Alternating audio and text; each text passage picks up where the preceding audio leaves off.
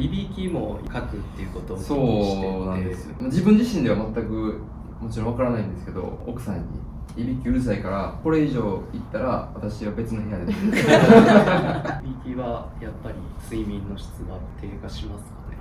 そうですね、やっぱりいびきかいてる間はぐっすり寝れてないので、上向いて寝たりすると角度が重要なんですね。そうです。うつ伏せがいいって言いますね。うつ伏せがいい。うつ伏せがいいらしいです。その下がそのなんですか、のどちんこの方にギリ大丈夫です。大丈夫。下がっちゃうからその気道が塞がれちゃうので、それを防ぐにはうつ伏せの方がなんか下の位置が正常になるみたいなんで、いびきにくくなる。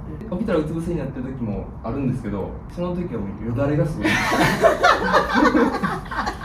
子供のように子供のようですね。